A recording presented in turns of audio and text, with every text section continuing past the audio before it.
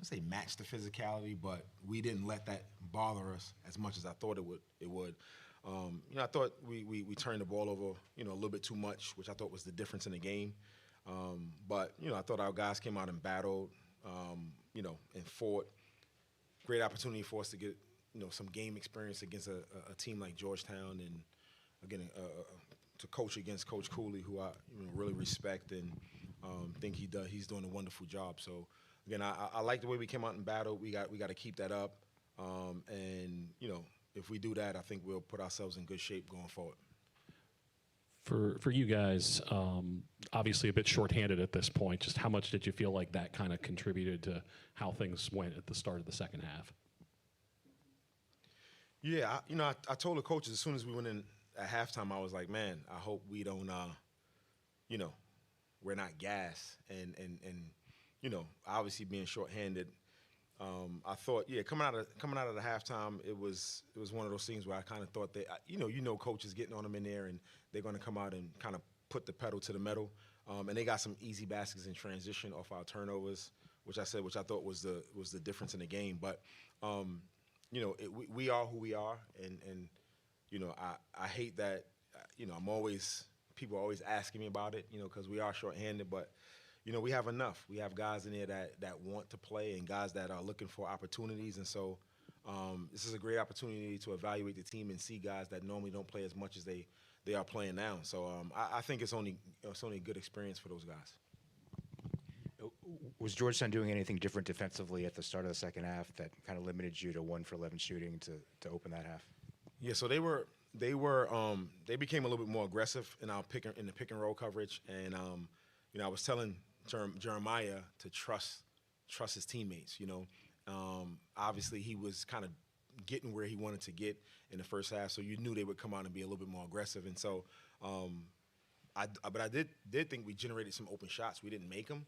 We had a couple open threes. We hit the short roll, kind of kicked it to the corner. We had a couple open threes. So we knew they were going to be a little bit more aggressive, try to take the ball out of his hands, and I thought he did a good job of trusting his teammates and getting the ball out of his hands. Like, now it's just up to us. We got to make some shots. Free throw attempts, you had 25 tonight, converted on 23 of them. Obviously, Jeremiah's penetration caused Georgetown a lot of problems. Was there something that you saw on film that was something that you thought that you could exploit them, getting able to penetrate? Yeah, you know what? Because they are really aggressive, and I wasn't sure how they were going to guard JQ, Jeremiah, and so I thought KJ Lewis would guard him a lot, and because he is aggressive, I thought that we have to play north-south and not east-west, and Jeremiah is pretty good at that. We were kind of, changing our angles on the ball screens a little bit late to kind of get their bigs kind of offline, and he was able to attack to get downhill, and so. But yeah, just because of how physical they play, when you play against teams like that, you can't be passive. You have to be aggressive with the basketball, and you have to play north-south. And I thought he did a good job of that. And how has he adjusted just to your system? You're his third coach in 3 years, and sometimes you see players struggle with that. Yet his turnovers were high at the very beginning of that very first game against Syracuse, but consistently it has dipped. Is that just him simply understanding what you want? We talk a lot. We watch a lot of video, especially with Jeremiah, just because he is the point guard, and he's super talented. But he's a very coachable kid. He wants to be coached. He asks us a lot of questions, and so I think the first game was just a case of nerves for him. And since then he hasn't turned the ball over as much as he did since then. But yeah, it was just a case of nerves. He's not going to be a high turnover guy just because he handles the ball so well. He's, low to the ground. He's strong. He can hold guys off, and so yeah, I don't expect a lot of turnovers from him. He had one tonight and 8 assists. So that's what we expect from him. And I was just talking to my athletic director, and we were, he has to play like that for us more consistently, and I know he will. We're just getting some games under our belt. We haven't had a lot of opportunity to practice because we're down some bodies, and so these games for us are like practice, right? And so I think the more we get under our belt, I think the better we're going to be, come conference time. Coach Demetrius Lilly, you talked earlier about physicality and going against these Georgetown bigs. A player like him is vital, in order to keep that physicality and compete against that. How much did those 3 fouls in the first half hurt him as far as his ability to continue to play with that physicality moving forward? Yeah, obviously that hurt him and hurt us because he's our best player. We need him in the game. But he picked up those early fouls, and I thought when he did pick up the fouls, I thought thought Steph Snag came in and played well for us and kind of held it down for us a little bit. But yeah, he's a guy that he got recruited. He signed with Penn State, and so I think when he comes and plays these kind of games against this kind of competition, he's not wide-eyed. He's ready to play. He's pumped up. He knows he belongs, and definitely we missed him. But I thought he came back in and had a good second half for us. 1-3-1 was fairly effective the first half. I thought it choked off their driving lanes. Second half, Matt came out, hit you 2 from the slot to the hole. And it kind of I didn't think I thought the effectiveness waned after that. Is that a fair assessment? Well, we actually came out was playing 3-2. So when they did that, that was against 3-2. And we haven't practiced that much, but we just kind of wanted to give them a different look because we had played the 1-3-1 so much. So we have to practice that a little bit more. But yeah, we just try to keep them off balance a little bit. And like you said, I thought the 1-3-1 was effective. And then we went back to it after that because, again, we just didn't have enough practice time with the 3-2. But yeah, we have to change defense, especially when you have guys in foul trouble and you want to keep guys in the game. We're going to have to switch it up a little bit, and I thought we did a good job of that tonight. Thank you. Thank you. Good luck. Thanks. Johnson's a good guy, man. Yeah, my man. Good dude. We're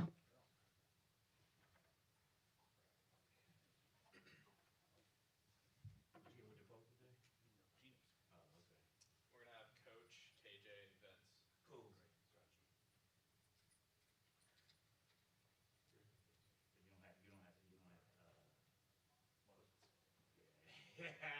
Bluntly.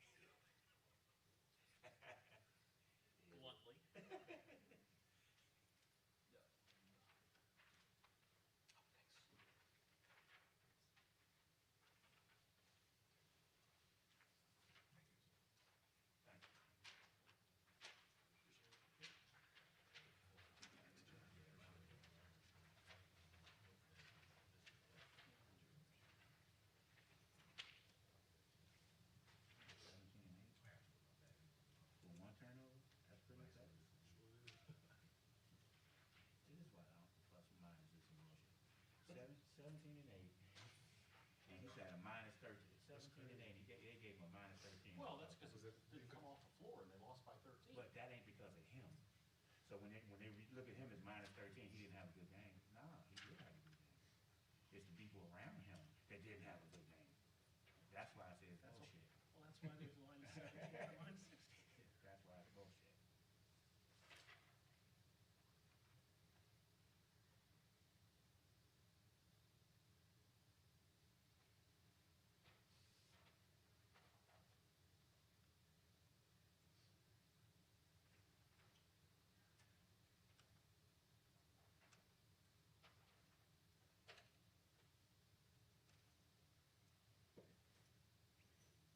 And didn't Peterson go to O'Connell? He's a premier kid. Yeah, I think he's a Virginia kid too. Went to O'Connell? Yeah. And he's a Virginia kid too. Yeah.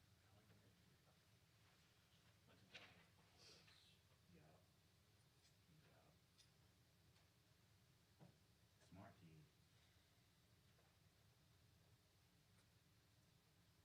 What school did your boy go to, Lily? So, yeah. For Philly, right? I know it's Lower Marion. Oh, Lower Marion, that's where he went? Okay. Most player in school history.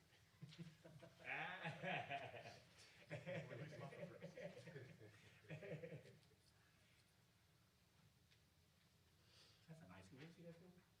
No, I got to see Kobe play in high school because I'm that old, and I remember he would after the other team would score, he would ask for the ball the whole way down the court. I mean, he had a 30-point triple double, so he should have gotten the ball, but he demanded the ball on All the way down. time. That's what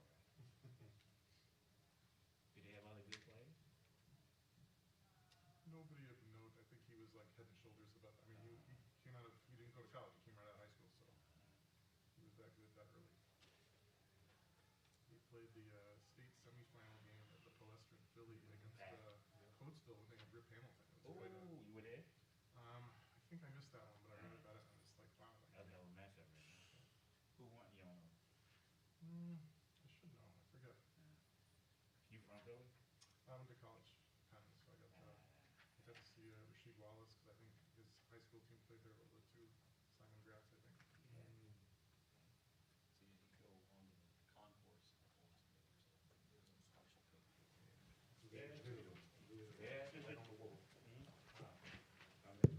Appreciate you. Thank you.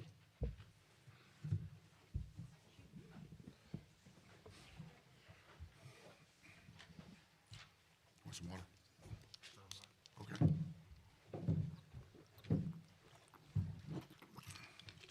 Thank you.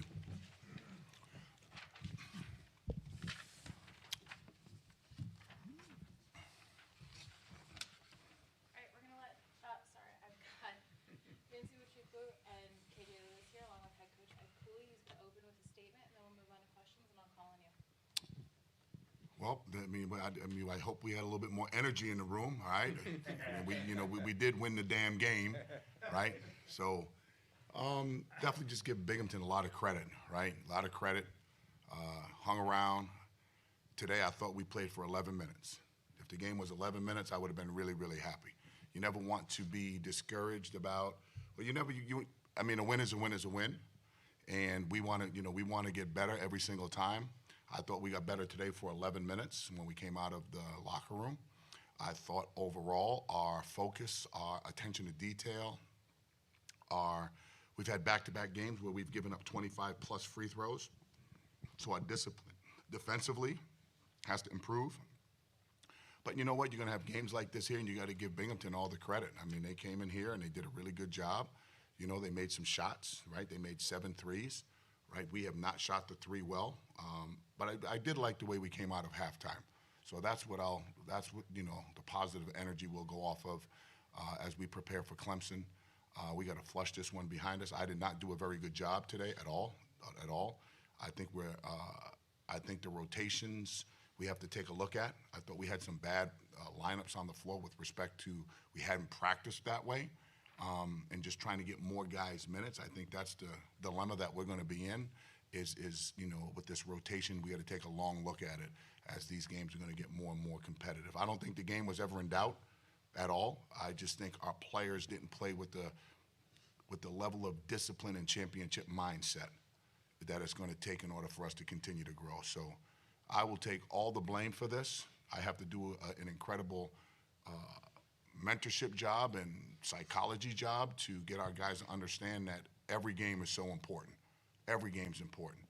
And this is back-to-back games where we're coming off of playing at home, where we're coming off a big road win, and then coming here and not playing the way that we want to play. But overall, it beats not winning the game because we've been on the other side of this, right? So, very, very happy with the guys with respect to the win, disappointed in our mindset.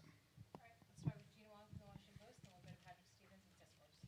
Ed, what was the tenor of the conversation at halftime, and how did that lead to, especially defensively in the second half? I don't think the tenor was it was no yelling or furniture moving. It was, we have to show we're better than that. We made 2 adjustments, and those adjustments worked, right? Again, it's just a will and a want is about success. If you really want to do it and you're willing to sacrifice, you're gonna allow yourself a chance to have success. But if you think you're just gonna show up and it's gonna happen because you have Georgetown on your chest, you might as well transfer it now because you're never gonna play. Yeah. Oh, sorry.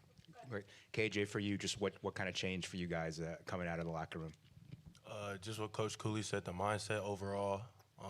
We weren't very pleased with our performance in the first half. I felt like we left a lot of possessions on the floor with just energy and effort. And then, we ended the first half with a little spark, and I felt like it just carried through in the first, 11 minutes, like Coach said, in the second half. Patrick? Ed, when you look at they're getting to the foul line as much as they have. Maryland doing the same. How much of that is stuff that you need to work on, and how much of that was them using their guard play to be able to get inside a little bit? And how concerning is that as a longer term thing for you? Well, fouling's part of the game, right? You want to try to limit that, but we also want to be disruptive in it. And sometimes there's going to be some fouling. We extended the floor in the first half, and they took advantage of that. And that's where our discipline has to come in. And I would say 6 of the fouls in the first half were, I would call, not very smart fouls. Gambling, reaching, not second to jump. So give them credit. They created the fouls, but some of that was we extended our pressure. Second half, we adjusted to that. So give them credit for what they were able to do. Ethan Harwick with the Hoya. Your defense was extremely streaky tonight, a few times going 5+ minutes without allowing a made field goal, but then allowing 5 in a row made. What are you looking for moving forward with those defensive momentum events to make sure that, the good streaks keep going and the bad ones end quickly? Great question. Some of that may be the lineup. Did we have the right personnel on the floor, right? And is that personnel connected? And again, because we're playing so many guys, are we getting enough reps in practice where those guys are all connected? So when you saw, we had a lineup out there that I never saw even in practice. So that's coaching. So we have to do a better job monitoring that, right? And at the same time, continue to develop it even more. Really, really good question. But it doesn't matter who's on the floor defending for Georgetown. Everybody got to be dialed into it, and we weren't. They had a lot to do with that. This isn't a us thing. They had a lot to do with how poor we performed defensively today. All right, and let's go to Ron, and we'll get that mic up to Marcus for the next question. Second half, you kind of leveled Quigley off a little bit. He wasn't able to snake and find as much. What exactly do you attribute that to? Well, I think, a couple adjustments we made. I thought he controlled the first half. I'm pretty sure he was very, very excited to come back. I think he's from the area, and he was part of the scout, right? And I thought, in the first half, he dictated a lot. And then in the second half, I thought we were able to slow him down based on what we tried to concentrate on in the locker room coming out. Against their 1-3-1 first half, they got a lot of success with the second half, not so much. What did you do? How were you? I thought we were very passive. When you have a 1-3-1 like that, and they fouled a lot in it too. I think we went to the foul line a ton in the first half as well. Excuse me. So I think we just attacked it a little bit more with aggression, driving. Against a 1-3-1, it's always going to be 2 against 1 on either side of the floor. So I thought once we had been able to do that and talk to them at halftime, they came right out of it. All right, let's go to Marcus, Gideon, and then we'll hit John Tizell. Vince, getting the ball inside to you, you really made yourself present. This is the second game in a row you've gotten quite a few free throws. As you get adjusted to being a bigger part of the offense than your last stop, how much are you enjoying this? I'm enjoying the experience at Georgetown. Enjoying the guys that I'm with. I'm really just enjoying the guys I'm playing with, to be honest, and I'm enjoying the coaches. And there's just a belief, they believe in me, I believe in them, and it's just all working out. And, Coach, I know you want to pressure, especially full court. And this second game in a row, you've spoken about the fouls. Do you think once you set on a rotation that those fouls will naturally dip because you'll have a little bit more cohesion? Fair question. Remains to be seen because we still working on what does the actual rotation look like. And we're really, really blessed to have 12 players that can all play, right? So that puts us in a conundrum. And, you have some mainstays and then some of the other rotational guys, some do things better than the other, right? But they're not whole. So it's a good problem to have, but it's a problem. And until we figure that out, and we will, I can tell you, it will look different on Saturday.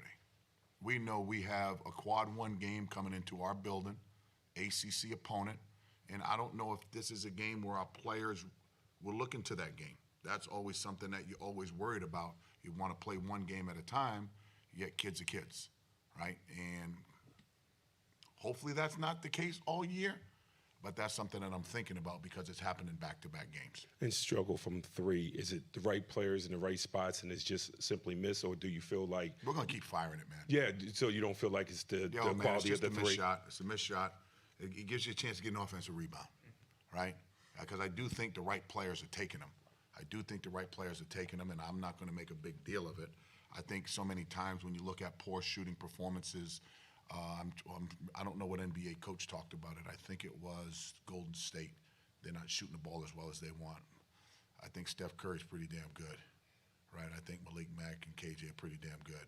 So, you know, the right guys are taking them. They'll fall in. I think once you start beating up on it, you know, the kids question themselves. So I'm not going to worry about that, right? All right, let's get Gideon, and then if we get that mic back to John Titel, please. Thanks, Coach. You mentioned the slow starts in games coming off of big road wins. What's the difference in these slow starts that you've had versus the fast starts on the road, and how do you make sure that you are prepared, ready to go for Clemson? You know, we talked about that, and I don't know if it's the energy and excitement that we're walking to these other buildings.